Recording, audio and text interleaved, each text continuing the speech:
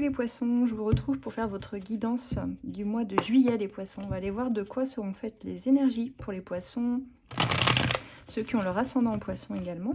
On va aller voir ce qui vous attend sur ce mois de juillet au niveau général, mais aussi au niveau de vos amours et de vos finances. C'est parti pour les poissons.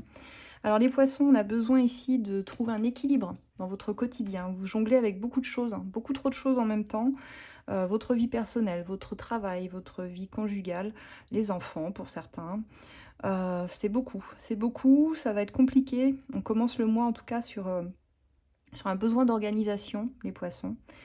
Et on voit qu'on finit le mois sur un déclic, une prise de conscience très importante pour vous qui arrive. On va voir un petit peu plus en détail ce qu'il en est pour vous les poissons.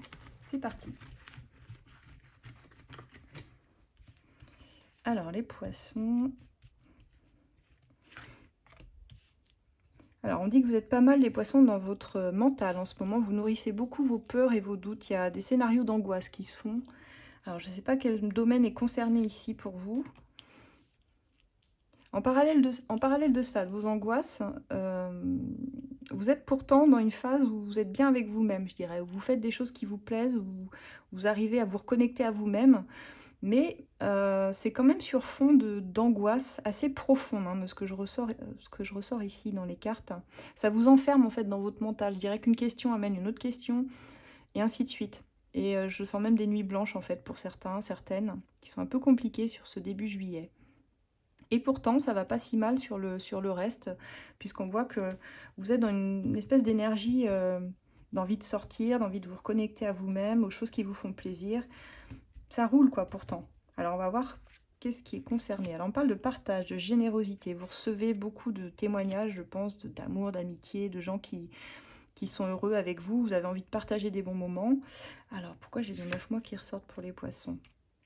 On parle de couple assez fusionnel, d'une moitié de vous et d'une moitié de l'autre, comme ça qui... Là, on n'est plus sur du sentimental, mais on parle des couples. Alors, je ne sais pas pourquoi j'ai le 9 mois, je vais essayer de clarifier. On parle d'une guérison, en tout cas, qui est en train de s'opérer. Guérison assez profonde en vous, dans les 9 mois. On parle de gros travail à faire. Alors, je pense qu'il y a une relation à travailler en particulier. Et on parle d'un déni sur une relation de couple qui paraît assez fusionnelle. Peut-être que vous avez misé beaucoup ici sur une relation, mais vous êtes dans une forme de déni, quelque chose que vous ne voulez pas voir réellement, ou que vous ne voyez pas sous tous les aspects. On vous dit que là, et pour les 9 mois à venir, il y a beaucoup de travail pour vous, énormément de travail. Vous allez beaucoup vous impliquer dans votre job, si vous avez un job. Sinon, il peut y avoir des formations, quelque chose comme ça, qui va vous... Ouais, je sens qu'il va falloir cravacher, quoi, c'est ce que j'entends. Faire plus d'heures, apprendre, continuer à apprendre. Et d'une certaine façon... vous vous réconciliez avec vous-même par tous ces biais-là. Mais on a quand même quelque chose dont il faut sortir, là, une forme de déni. Comme si vous n'arriviez pas à voir de façon objective. Et on a une triangulaire qui se joue ici. Ça veut dire qu'il y a un choix. Alors, soit il y a un choix à faire, des opportunités à saisir, et vous ne savez pas quel choix faire. Soit c'est relationnel. Et dans ce cas, vous pouvez être réellement au cœur d'une triangulaire dans le sentimental. Et je pense que le déni se joue un petit peu ici. On vous dit d'essayer de reprendre ici vos énergies pour vous. C'est vous le maître, c'est vous qui venez apprendre sur cette terre. C'est vous qui décidez de ce que vous voulez faire, comment, quand. Et il y a cette idée que vous allez finir juillet avec l'idée de faire les choses pour vous, avant tout d'avancer pour vous, et de ne pas laisser les choix, les décisions aux autres. On a une blessure de rejet, un amour qui n'est pas réciproque. Alors, ça peut être un amour qui n'est pas réciproque ou un rejet sur un dossier ou quelque chose comme ça dans un choix que vous aviez à faire. Comme je dis souvent, vous prenez comme ça parle avec vous. Mais on voit ici, il n'y a pas de réciprocité dans quelque chose sur lequel vous vouliez investir. En tout cas, sur ce mois de juillet.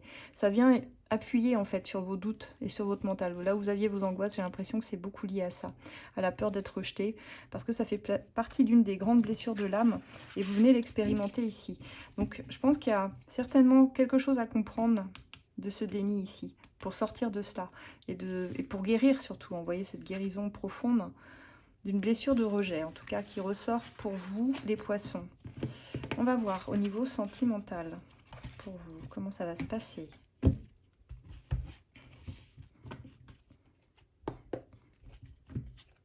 Comment ça va se passer pour les poissons ?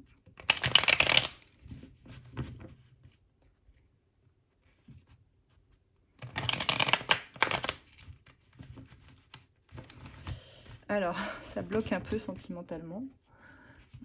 Pourquoi donc?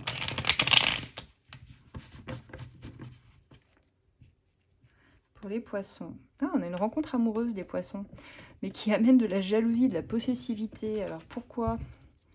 Pourquoi donc? Allez, les poissons, sentimentalement.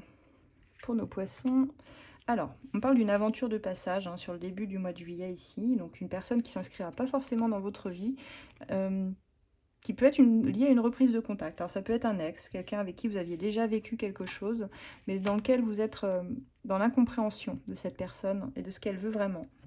On voit qu'il y a quand même des désaccords assez profonds entre vous.